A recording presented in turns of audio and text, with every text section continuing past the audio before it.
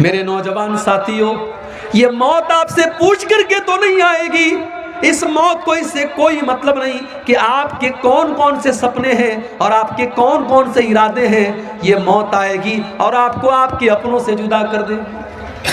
जो देखता है उसकी आंखों में आंसू आ जाते हैं। लेकिन मेरे प्यारे भाइयों, मौत को कोई तरस नहीं आता, मौत को कोई रहम नहीं आता। मौत का फरिश्ता, इसको उससे कोई मतलब नहीं कि आपका 1.5 साल का बच्चा आपका इंतजार कर रहा है, अभी आपकी नई नई शादी हुई है, अभी आपकी जवान बेवा आपका इंतजार कर रही होगी, आपके माँ बाप आपका इंतजार कर रहे हैं, अभी तो आपने मकान भी नहीं बनाया, अभी तो आपने जिंदगी में बहुत सारे सपने पूरे नहीं किए। मौत आएगी और आपके सारे सपनों को चकनाचूर कर देगी। अल्हाकुमुत्तकासुर हत्ता ज़ुरतुमुल मकाबिर। मेरे बंदो, तुम कितना भागोगे, कितना भागोगे, तुम अल्लाह से भाग करके कहां जाओगे? हत्ता ज़ुरतुमुल मकाबिर, एक दिन तो तुमको कब्रिस्तान आना है।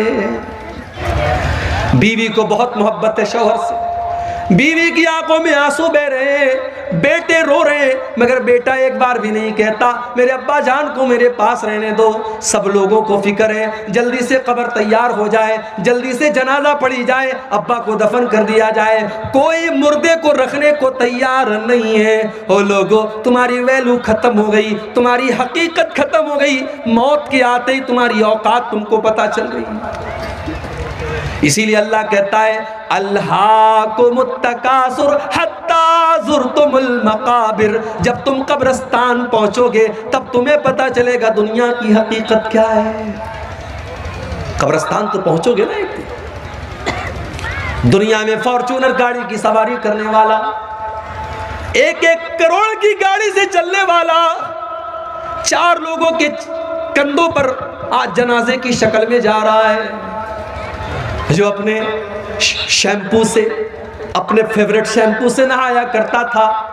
बहुत सारी औरतें डव शैम्पू लगाती हैं, कोई दूसरा शैम्पू ले आओ तो बुरा मान जाती हैं। बहुत सारे लोग लक्स साबुन से नहाते हैं, उनको दूसरा साबुन नहीं चलता।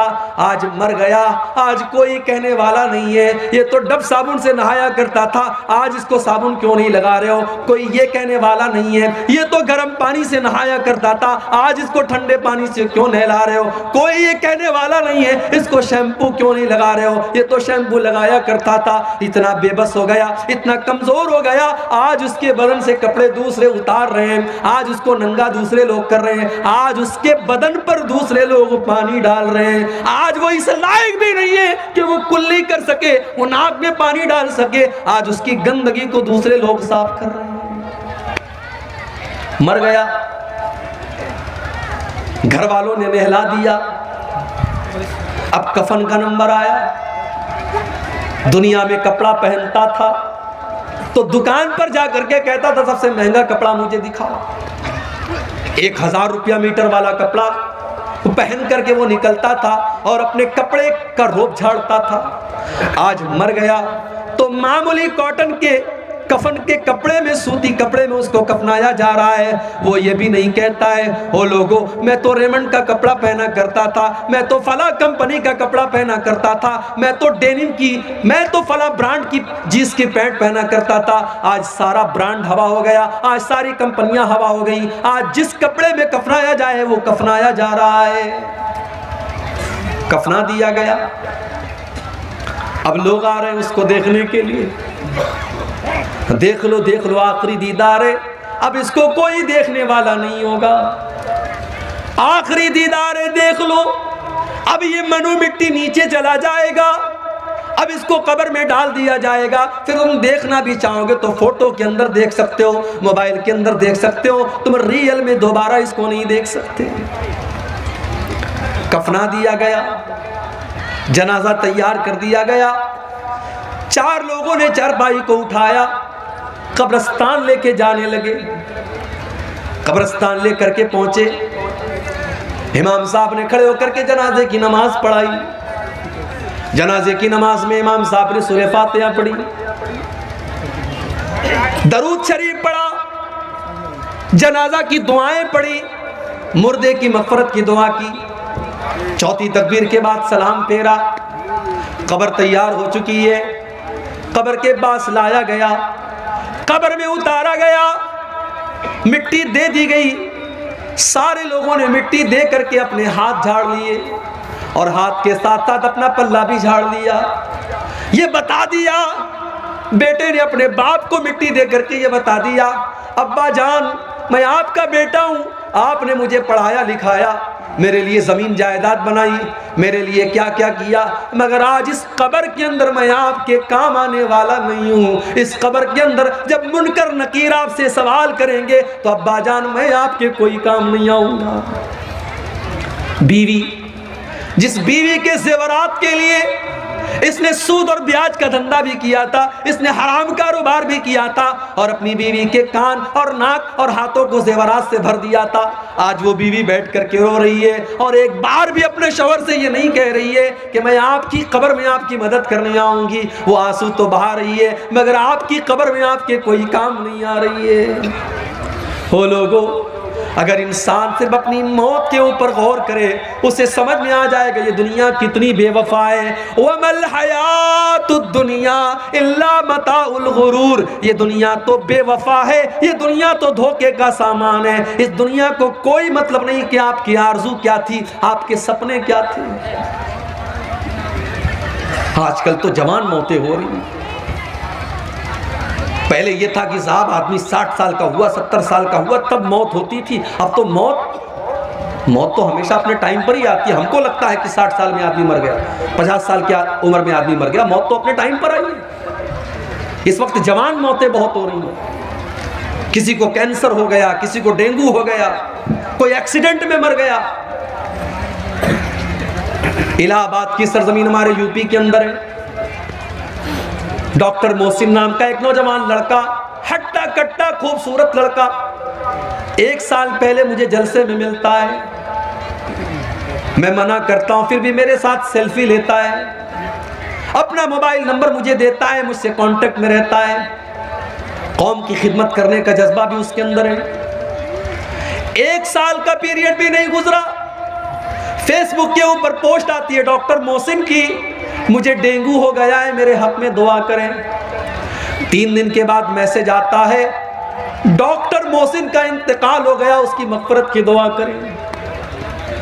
डॉक्टर मोहसिन ने क्या सोचा होगा, मैं इस जवानी की आलम में, जबकि अभी तो मेरी शादी भी नहीं हुई, मेरे माँ बाप ने मेरी शादी का सपना देखा था, मेरा रिश्ता तय हुआ था, मैं किसी का दामाद बनने वाला था। क्या डॉक्टर मोहसिन ने यह सोचा था कि आज मैं मौत के घाट उतर जाऊंगा और शादी का दिन भी मैं नहीं देख पाऊंगा, मैं दुनिया से इसी हाल में चला जाऊंगा।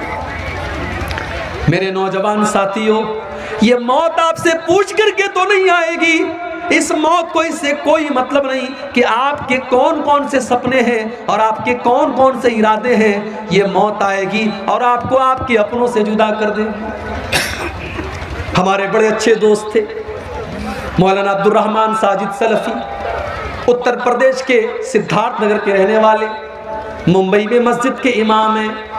तकरीर करने के लिए पूना जाते हैं, रात में तकरीर करके वापस लौट रहे हैं, टैक्सी के ऊपर सवार हैं, एक्सीडेंट हो जाता है, इंतकाल हो जाता है, खूबसूरत चेहरा लहूलुहान हो जाता है, जो देखता है उसकी आंखों में आंसू आ जाते हैं। लेकिन मेरे प्यारे भाइयों, मौत को कोई तरस नहीं आता, मौत को कोई रहम नहीं आता, मौत का फरिश्ता इसको उससे कोई मतलब नहीं कि आपका 1.5 साल का बच्चा आपका इंतजार कर रहा है, अभी आपकी नई नई शादी हुई है, अभी आपकी जवान बेवा आपका इंतजार कर रही होगी, आपके माँ बाप आपका इंतजार कर रहे हैं, अभी तो आपने मकान भी नहीं बनाया, अभी तो आपने जिंदगी में बहुत सारे सपने पूरे नहीं किए। मौत आएगी और आपके सारे सपनों को चकनाचूर कर देगी। अल्हाकुमुत्तकासुर हत्ता ज़ुरतुमुल मकाबिर, मेरे बंदो तुम कितना भागोगे, कितना भागोगे, तुम अल्लाह से भाग करके कहां जाओगे। हत्ता ज़ुरतुमुल मकाबिर, एक दिन तो तुमको कब्रिस्तान आना है। हम तो इतने बेरहम हो गए, हम तो कब्रिस्तान में भी बैठ करके मोबाइल पर गर्लफ्रेंड से बातें कर रहे हैं। हम तो इतने बेरहम हो गए कि कब्रिस्तान पर बैठ करके गीबत और चुगली हो रही है और कब्रिस्तान पे बैठ करके जुआ खेला जा रहा है और कब्रिस्तान में बैठ करके शराब पी जा रही है, हमें तो कब्रिस्तान में भी मौत याद नहीं आती। ओ लोगों, मेरे नबी को तो कब्र को देख करके मौत याद आ जाती थी। इब्ने माजा की रिवायत है, एक अंसारी सहाबी का जनाजा है, जनाजे को कब्र में उतारा जा रहा है। अल्लाह के प्यारे नबी अपने सहाबा के साथ कब्र के पास बैठे हुए हैं और आपकी आंखों से आंसू बहने लगते हैं और इतना रोते हत्ता बल्लसरा, वहां की जमीन आपके आंसुओं से भीग जाती है। उसके बाद आप कब्र की तरफ इशारा करके कहते हैं लिमिस लिहाजा फ़अइदू या इखवानी, ऐ मेरे सहाबा इस कब्र की तैयारी करो, यहां तुमको आना है। ओ लोगों, हम तो इतने कठोर दिल हो गए, हमको तो कब्र देख करके भी मौत याद नहीं आती। हत्ता ज़ुरतुमुल मक़ाबिर, कब्रिस्तान तो तुमको जाना है। इंसान बहुत तरक्की कर गया, बड़े बड़े हॉस्पिटल खुल गए, कटिहार में, किशनगंज में, दिल्ली में, मुंबई में, मगर आज भी डॉक्टर के पास मौत का कोई इलाज नहीं है। एक टाइम ऐसा आता है, डॉक्टर कहता है साहब मरीज को ले जाओ, अब इसको दवा की नहीं, इसको दुआ की जरूरत है।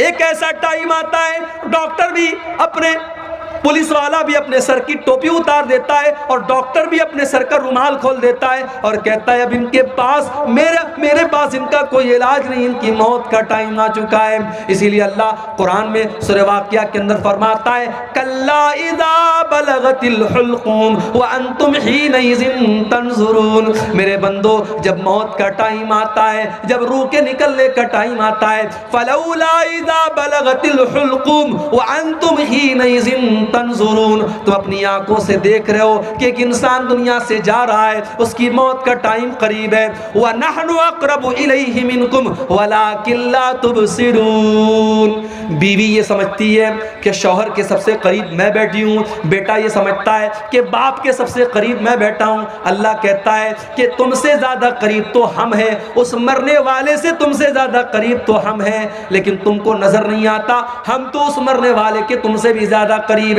फलौला इन कुंतुम गैर मदीनीन तरजिऊनहा इन कुंतुम सादिकीन, अगर तुम्हें ये लगता है कि तुम्हारे ऊपर अल्लाह का पावर नहीं है, अल्लाह की ताकत नहीं है, तो जरा मरने वाले की रूह को वापस डाल करके दिखा दो, जरा मौत से उसको बचा करके दिखा दो। तुम नहीं दिखा सकते, मौत से बच नहीं सकते थे।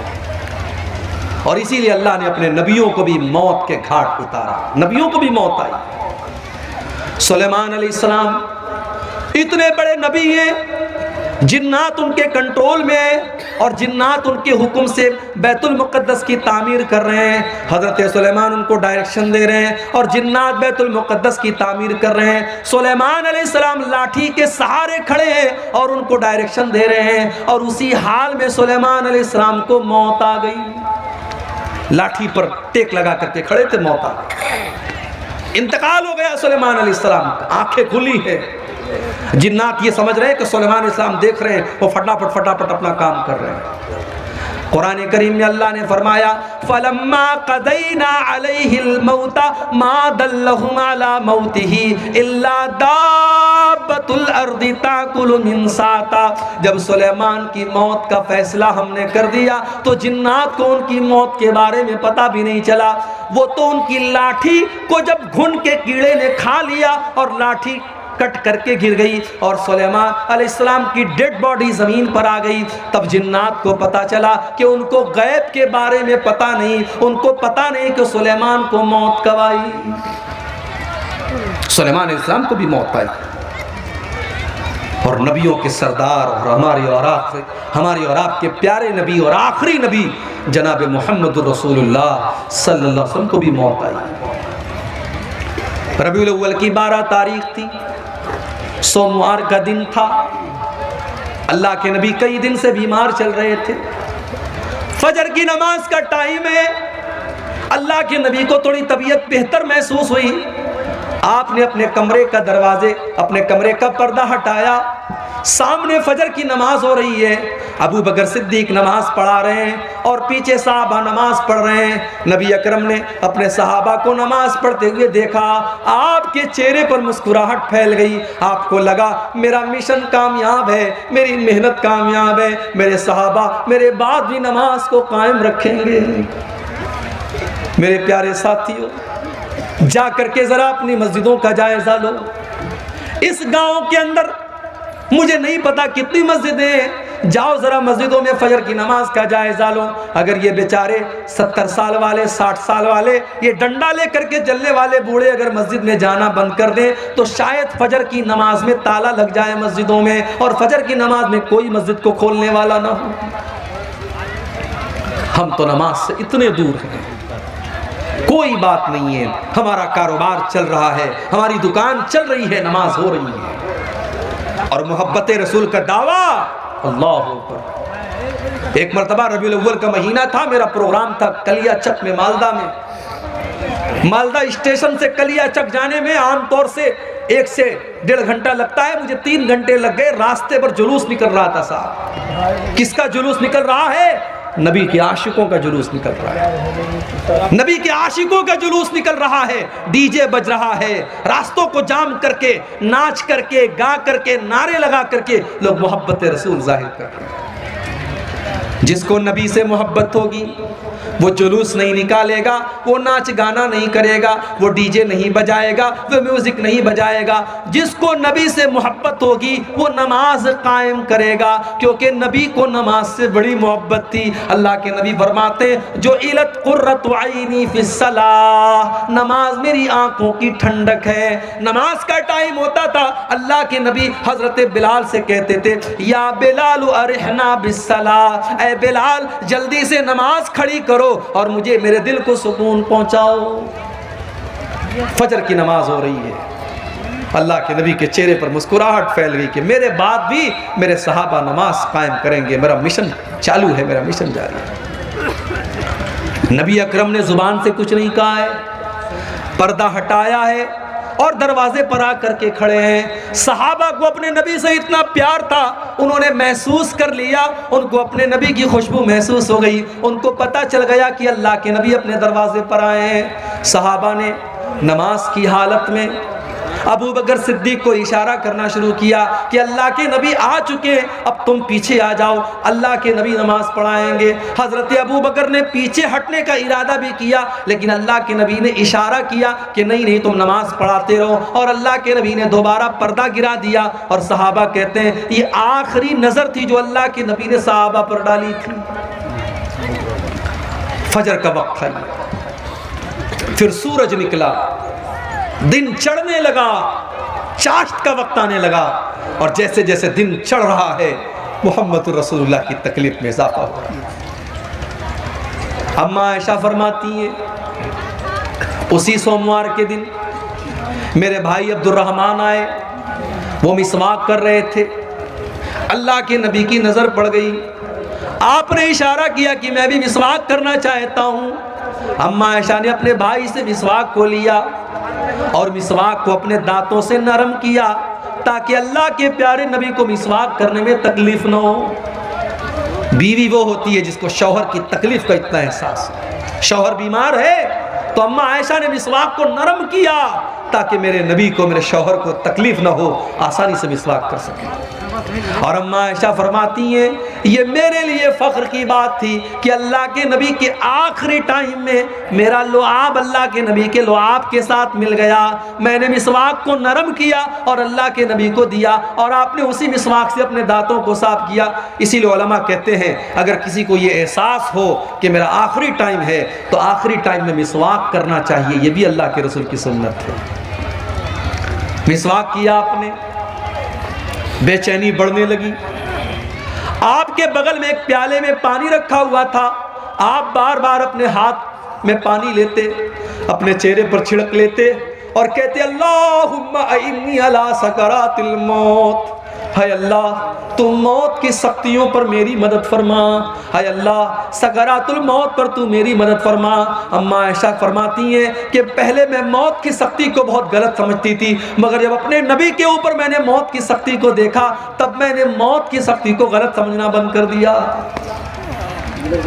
उसके बाद अम्मा आयशा फरमाती हैं आपने अपने दोनों हाथ उठाए, आपने अपने दोनों हाथ उठाए और आपकी जुबान से निकला मअल्लज़ीना अनअमत अलैहिम मिनन नबिय्यीन वस्सिद्दीकीन वश्शुहदाई वस्सालिहीन। ऐ अल्लाह तो मुझे उन लोगों में शामिल फरमा दे जिन पर तेरा इनाम हुआ है, अपने नबियों में शामिल फरमा दे, अपने सिद्दीकीन में शामिल फरमा दे, अपने शुहदा में शामिल फरमा दे, अपने नेक बंदों में शामिल फरमा दे। अल्लाहुम्मा अलहिकनी बिर्रफीकिल आला। आपने फरमाया ऐ अल्लाह तू अपने बेहतरीन बंदों में मुझको शामिल फरमा दे। इतना कहते हुए अल्लाह के नबी ने हाथ उठाया और फिर धीरे धीरे आपका हाथ जमीन पर आ गया और आपकी रूह आपके बदन से निकल गई और आप इस दारे फानी को छोड़कर चले गए। नबी अकरम को भी मौत आई। ये मौत है मेरे भाई, अगर इसको हम याद रखें तो दुनिया की लज्जतें देख करके हम बहकेंगे नहीं, दुनिया की रंगीनियां देख करके हम बहकेंगे नहीं। अल्लाह को मुत्तकासुर, मेरे बंदो ये मालो दौलत की और दुनिया की रंगीनियों को देख करके तुम अल्लाह को भूल बैठे हो। हत्ता ज़ुरतुमुल मकाबिर, मगर एक दिन आएगा जब तुम कब्रिस्तान जाओगे, जब तुम्हारी मौत हो जाएगी, तुम कब्रिस्तान पहुंचोगे। कल्ला सौफ तालमून, उसके बाद तुम्हें जरूर पता चल जाएगा कि अल्लाह का वादा कितना सच्चा था। सुम्मा कल्ला सौफ तालमून, तुम्हें जरूर पता चल जाएगा कि अल्लाह का वादा सच्चा था। बंदे को कब्र में दफनाया गया। अल्लाह के नबी फरमाते दफना करके जब वापस जाने लगते हैं तो मुर्दे को फौरन दोबारा उसकी रूह को लौटाया जाता है, दोबारा उसके अंदर जिंदगी डाली जाती है और वो दफना करके जाने वालों के जूतों की आवाज को भी सुनता है। और दो फरिश्ते उसके पास आते हैं, एक का नाम मुनकर है, एक का नाम नकीर है। ये दोनों फरिश्ते उसको बिठाते हैं। एक सवाल पैदा हुआ, भाई मुसलमान अपने मुर्दों को कब्र में दफनाता है, मगर हमारे हिंदू भाइयों क्या तो जला दिया जाता है, उनको कब्र में अजाब कैसे होगा? पारसी लोगों के यहाँ तो लाश में मसाला लगा करके चिलकौओं को खिला दिया जाता है, उनके यहाँ कैसे हिसाब व किताब होगा? कोई पानी में सफर कर रहा था, डूब करके मर गया, मछलियों ने उसको खा लिया, उसका कब्र में हिसाब व किताब कैसे होगा? कोई फ्लाइट में सफर कर रहा था और फ्लाइट में हादसा हो गया और फ्लाइट में जितने लोग थे सब मर गए, चिथले उड़ गए, उनका हिसाब व किताब कैसे होगा कब्र के अंदर? तो ये बात याद रखिए, इन्नल्लाह अला कुल्लि शैइन कदीर। ये सवाल हमारे लिए पैदा होता है कि हमारे लिए ये काम संभव है कि नहीं है, मुमकिन है कि नहीं है, पॉसिबल है कि नहीं है। अल्लाह के लिए सब कुछ पॉसिबल है। अल्लाह जिस हाल में चाहेगा और जहां चाहेगा वहां कब्र का जो मामला होगा वो होगा। मेरे भाई, मुसलमान के मुर्दों को कब्र के अंदर अजाब और सवाब जो होगा वो मिलेगा। गैर मुस्लिम जिनको जला दिया जाता है उनका भी हिसाब व किताब होगा, पारसियों का भी हिसाब व किताब होगा, फ्लाइट के अंदर जलने वालों का भी कब्र का मामला होगा। अब उनका कैसे मामला होगा उसकी हकीकत हम नहीं जानते, लेकिन होगा, हमारा उसके ऊपर ईमान है। हमारी अकल में आए ना आए, हमारी लॉजिक में आए ना आए, लेकिन हमें मानना है, हमें ईमान रखना है। इसलिए कि अल्लाह ने अपने मोमिन बंदों की ये पहचान बताई, अल्लज़ीना युमिनूना बिल गैब, कि वो गैब के ऊपर ईमान रखते हैं, वो बगैर देखे ईमान रखते हैं। दो फरिश्ते आए, मुनकर नकीर, उन्होंने बिठाया आपको, उन्होंने 3 सवाल पूछा। मन रब्बु का, तुम्हारा रब कौन? माँ दीनों का, तुम्हारा दीन क्या? मन नबियों का, तुम्हारे नबी कौन? तुम्हारा रब कौन, तुम्हारे नबी कौन, तुम्हारा दीन क्या? यही 3 सवाल होगा बस, चौथा कोई सवाल नहीं होगा। कितनी प्रॉपर्टी बना के आए, सवाल नहीं। कितना पढ़ लिख करके आए, ये भी सवाल नहीं। कितना धन दौलत कमाया, ये भी सवाल नहीं। सवाल 3 होगा, तेरा रब कौन, तेरा दीन क्या और तेरे नबी कौन। अब जरा दिल पर हाथ रख के बताना मेरे भाइयों, इन 3 सवालों का जवाब आपको कहां मिलेगा? स्कूल में तो नहीं मिलेगा, कॉलेज में तो नहीं मिलेगा, साइंस में नहीं मिलेगा, मैथ में नहीं मिलेगा, हिस्ट्री में नहीं मिलेगा, इंग्लिश की किताबों में नहीं मिलेगा। इन 3 सवालों का जवाब रब के कुरान में मिलेगा और मुस्तफ़ा के फरमान में मिलेगा। आप आज बच्चों को मदरसे नहीं भेजते, मुझे एतराज नहीं, आप स्कूल भेजो, मुझे कोई एतराज नहीं, मगर आप अपने बच्चे को इस लायक बनाओ, अपनी बेटी को इस लायक बनाओ कि आपका बच्चा और बच्ची स्कूल में पढ़ कर इन 3 सवालों का सही जवाब दे दे। उसे पता हो कि उसका रब कौन है, उसे पता हो उसका इस्लाम, उसका दीन क्या है, और उसको पता हो कि उसके नबी कौन है। जिस स्कूल में क्रिसमस के मौके पर ऊपर से टॉफी गिरा करके ये बताया जा रहा हो कि आज अल्लाह का बेटा पैदा हुआ है, नऊज़ु बिल्लाह, आज अल्लाह का बेटा पैदा हुआ है इसलिए अल्लाह ताला टॉफी बांट रहा है। जहां स्कूल में बच्चों को ये तालीम दी जा रही हो, वहां का बच्चा कैसे मुसलमान होगा? जहां लड़कियों को ये सिखाया जा रहा हो कि तुम्हारे बदन का कोई पर्दा नहीं है, तुम जैसे चाहे वैसे कपड़े पहन करके निकल सकती हो, वहां पढ़ने वाली लड़की कहां से पर्दा करेगी और उसकी आंखों में कहां से शर्म हया आएगी? इसीलिए आज मुसलमान लड़कियां गैरों के साथ फरार हो रही हैं। नाम था सलमा बानो, नाम था आयशा बानो, उसने नाम रख लिया संगीता देवी, सीता देवी, उसने मजहब भी तब्दील कर लिया, उसने मुर्तद भी हो गई। वो कितनी मिसालें मौजूद हैं। आफताब और श्रद्धा की कहानी तो बहुत मीडिया वालों ने चलाई, मगर इस जैसी लाखों कहानियां जहां मुसलमान लड़कियों को बाकायदा जाल में फंसाया गया और उनको मुर्तद बनाया गया और मार करके इज्जत लूट करके खत्म कर दिया गया, उन कहानियों को कोई मीडिया वाला चलाने को तैयार नहीं है। और आज तो मीडिया वालों को भी खरीदा जा रहा है। इस मुल्क में एक चैनल था, न्यूज चैनल, जो थोड़ी बहुत सच्चाई दिखाता था, उसको भी बहुत बड़े लोगों ने खरीद लिया। ये अलग बात है कि एक ऐसा भी जर्नलिस्ट था, एक ऐसा भी पत्रकार था, सहाफ़ी था, वो नहीं बिका। उसने कहा मैं एनडीटीवी से इस्तीफा दे दूंगा, मगर मैं झूठ का साथ नहीं दे सकता। अल्लाह ऐसे पत्रकारों और ऐसे जर्नलिस्ट की हिफाजत करे, उन्हें और सच बोलने की तौफीक अता फरमाए। मेरे भाइयों, आप सोचिए कि आज हमारी बेटियों के पास दीन की तालीम नहीं है, उन्हें ईमान की अहमियत नहीं पता, और कब्र में यही 3 सवाल पूछा जाएगा, तेरा रब कौन है, तेरे नबी कौन है, तेरा दीन क्या है। अच्छा, अगर हम दुनिया में रट लें मेरा रब अल्लाह है, मेरा दीन इस्लाम है, मेरे नबी मोहम्मद है, रटने से काम नहीं चलेगा, रटना नहीं है। अगर आप चाहते हैं कि कब्र में आपके मुंह से सही जवाब निकले, तो आपको अल्लाह वाली जिंदगी गुजारनी पड़ेगी। अगर आप चाहते हैं कि कब्र में आपके मुंह से निकले मेरा दीन इस्लाम है, तो आपको इस्लाम पर चलना पड़ेगा, आपकी जिंदगी इस्लाम वाली होगी, तब कब्र में सही जवाब निकलेगा। अगर आप चाहते हैं कि कब्र में जब फरिश्ता पूछे तेरे नबी कौन है, और आपके मुंह से ये निकले मेरे नबी मोहम्मद सल्लल्लाहु अलैहि वसल्लम है, तो आपको अल्लाह के नबी के तरीके पर जिंदगी गुजारनी पड़ेगी। जो बंदा मोमिन होगा, जिसने ईमान वाली जिंदगी गुजारी होगी, वो इन 3 सवालों का सही जवाब देगा। वो कहेगा मेरा रब अल्लाह है, मेरा दीन इस्लाम है, मेरे नबी मोहम्मद हैं। फरिश्ता पूछेगा वमा युदरीका, तुझे इन 3 सवालों का जवाब कैसे पता चला? बंदा कहेगा क़रातु किताब अल्लाह, मैंने कुरान को पढ़ा था, मैंने हदीसों को पढ़ा था, मैंने अल्लाह और उसके रसूल की बातों को पढ़ा था। आज कौन पढ़ता है?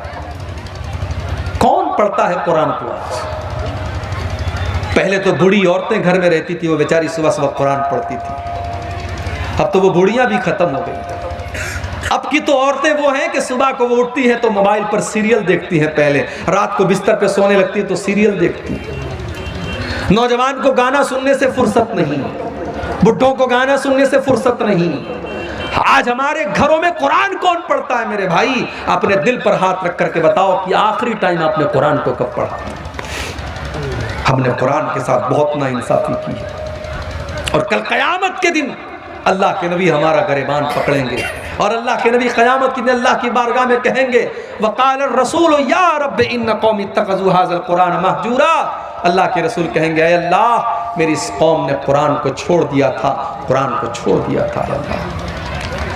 कब्र में 3 सवालों का जवाब देने वाला कहेगा मैंने कुरान को पढ़ा था। और जो इंसान काफिर था, मुनाफिक था, इस्लाम पर नहीं चलता था, उसके मुंह से सही जवाब नहीं निकलेगा, वो चाह करके भी सही जवाब नहीं दे पाएगा। उसके मुंह से बस एक ही जवाब निकलेगा, हा हा ला अदरी, हाय हाय मैं नहीं जानता।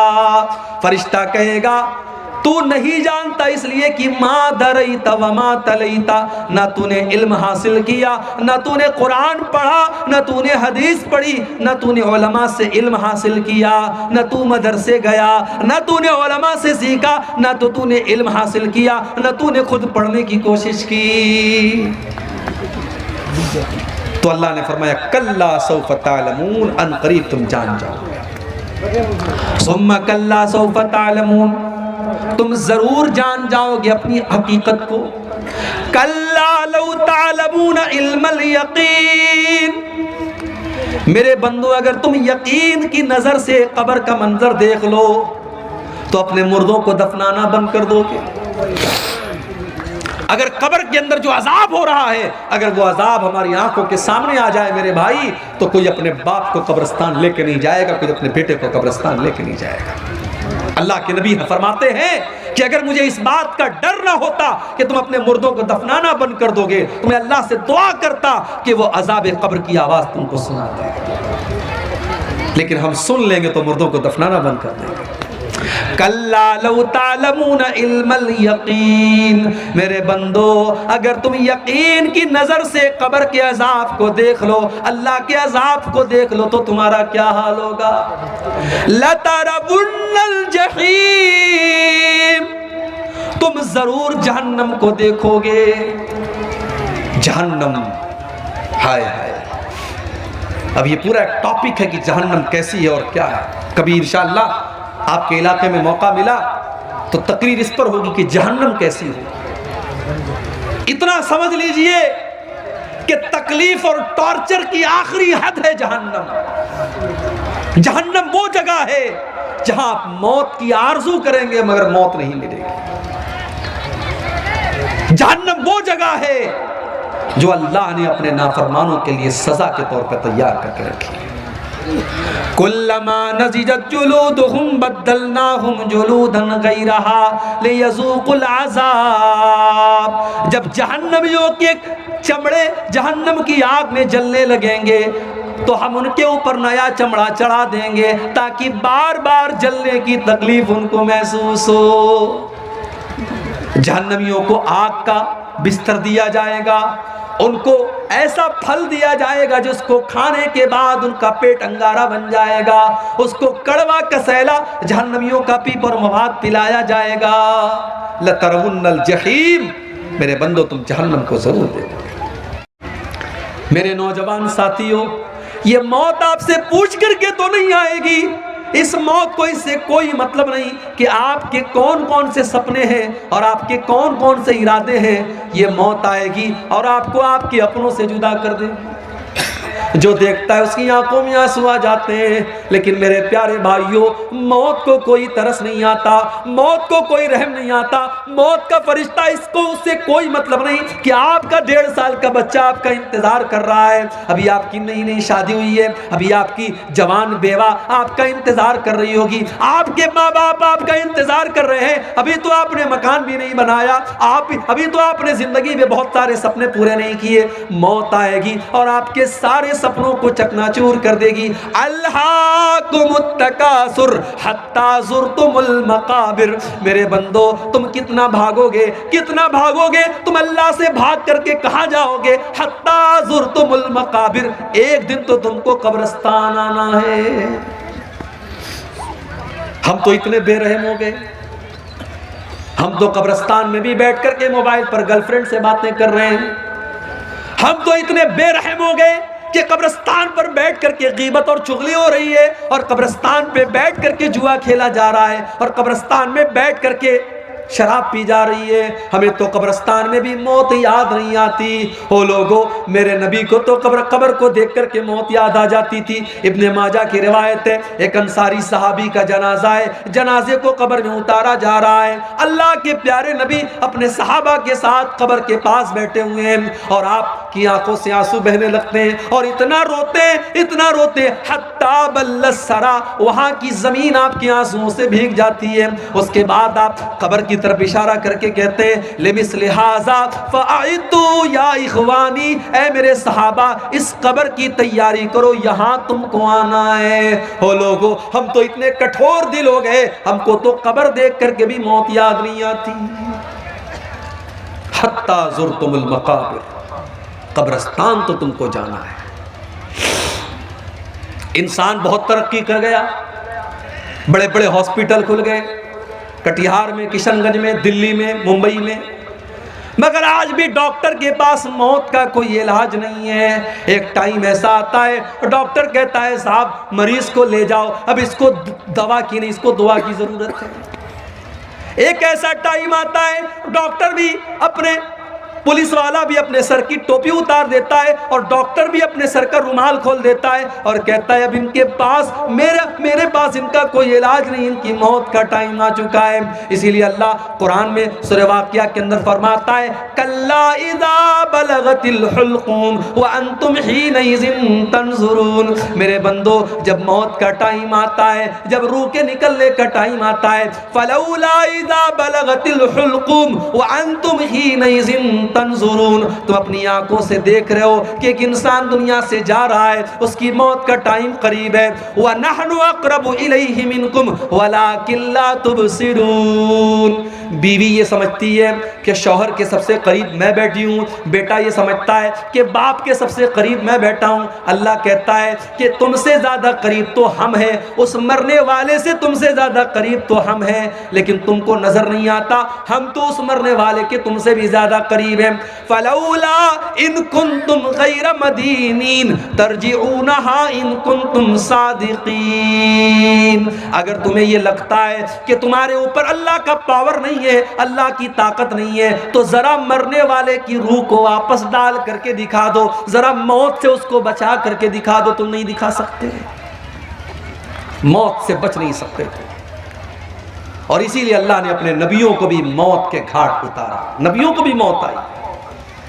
सुलेमान अलैहिस्सलाम इतने बड़े नबी हैं, जिन्नात उनके कंट्रोल में है और जिन्नात उनके हुक्म से बैतुल मुक़द्दस की तामीर कर रहे हैं। हज़रत सुलेमान उनको डायरेक्शन दे रहे हैं और जिन्नात बैतुल मुक़द्दस की तामीर कर रहे हैं। सुलेमान अलैहिस्सलाम लाठी के सहारे खड़े हैं और उनको डायरेक्शन दे रहे हैं, और उसी हाल में सुलेमान अलैहिस्सलाम को मौत आ गई। लाठी पर टेक लगा करके खड़े थे, मौत आ गई, इंतकाल हो गया सुलेमान अलैहिस्सलाम का। आंखें खुली है, जिन्नात ये समझ रहे हैं कि सुलेमान अलैहिस्सलाम देख रहे हैं, वो फटाफट अपना काम कर रहे हैं।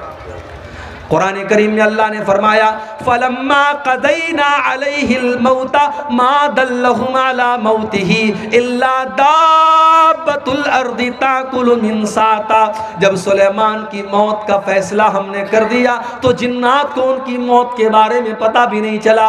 वो तो उनकी लाठी को जब घुन के कीड़े ने खा लिया और लाठी कट करके गिर गई और सुलेमान अलैहिस्सलाम की डेड बॉडी जमीन पर आ गई। तब जिन्नात को पता चला कि उनको गैब के बारे में पता नहीं, उनको पता नहीं कि सुलेमान को मौत कब आई।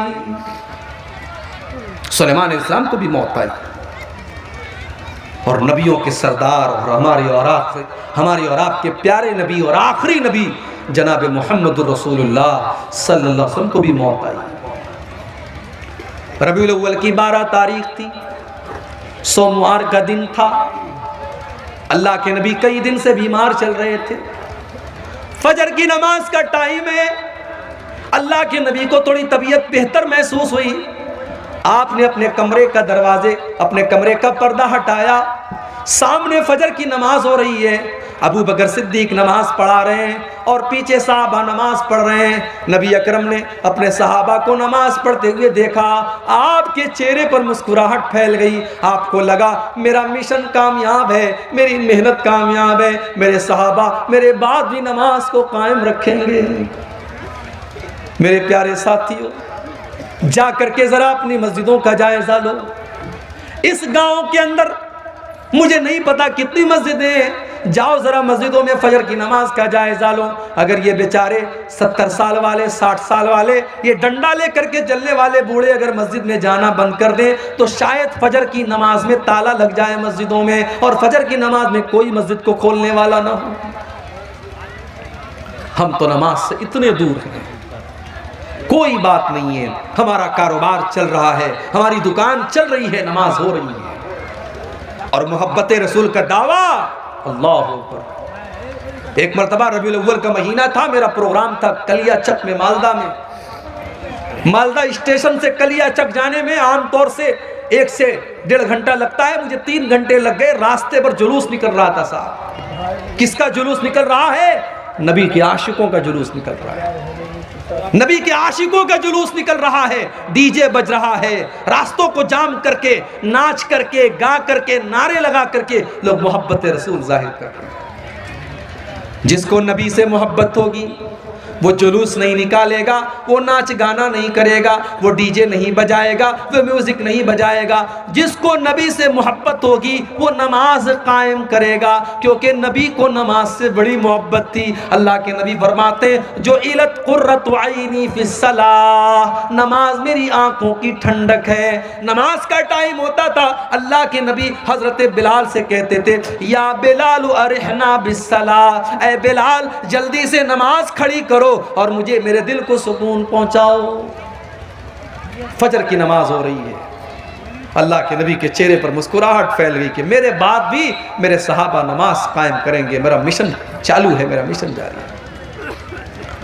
नबी अकरम ने जुबान से कुछ नहीं कहा है, पर्दा हटाया है और दरवाजे पर आकर के खड़े हैं। सहाबा को अपने नबी से इतना प्यार था, उन्होंने महसूस कर लिया, उनको अपने नबी की खुशबू महसूस हो गई, उनको पता चल गया कि अल्लाह के नबी अपने दरवाजे पर आए हैं। सहाबा ने नमाज की हालत में अबू बकर सिद्दीक को इशारा करना शुरू किया कि अल्लाह के नबी आ चुके हैं, अब तुम पीछे आ जाओ, अल्लाह के नबी नमाज पढ़ाएंगे। हज़रत अबू बकर ने पीछे हटने का इरादा भी किया, लेकिन अल्लाह के नबी ने इशारा किया कि नहीं नहीं तुम नमाज पढ़ाते रहो, और अल्लाह के नबी ने दोबारा पर्दा गिरा दिया। और सहाबा कहते हैं ये आखिरी नज़र थी जो अल्लाह के नबी ने सहाबा पर डाली थी। फजर का वक्त था, फिर सूरज निकला, दिन चढ़ने लगा, चाश्त का वक्त आने लगा, और जैसे जैसे दिन चढ़ रहा है मोहम्मद रसूलुल्लाह की तकलीफ में इजाफा हो रहा है। अम्मा आयशा फरमाती है उसी सोमवार के दिन मेरे भाई अब्दुर्रहमान आए, वो मिसवाक कर रहे थे, अल्लाह के नबी की नज़र पड़ गई, आपने इशारा किया कि मैं भी मिसवाक करना चाहता हूँ। अम्मा आयशा ने अपने भाई से मिसवाक को लिया और मिसवाक को अपने दांतों से नरम किया ताकि अल्लाह के प्यारे नबी को मिसवाक करने में तकलीफ न हो। बीवी वो होती है जिसको शौहर की तकलीफ का इतना एहसास है। शौहर बीमार है तो अम्मा आयशा ने मिसवाक को नरम किया ताकि मेरे नबी को, मेरे शौहर को तकलीफ न हो, आसानी से मिसवाक कर सके। और अम्मा आयशा फरमाती हैं ये मेरे लिए फ़ख्र की बात थी कि अल्लाह के नबी के आखिरी टाइम में मेरा लुआब अल्लाह के नबी के लुआब के साथ मिल गया। मैंने मिसवाक को नरम किया और अल्लाह के नबी को दिया, और आपने उसी मिसवाक से अपने दांतों को साफ किया। इसीलिए उलमा कहते हैं अगर किसी को ये एहसास हो कि मेरा आखिरी टाइम है तो आखिरी टाइम में मिसवाक करना चाहिए, ये भी अल्लाह के रसूल की सुन्नत है।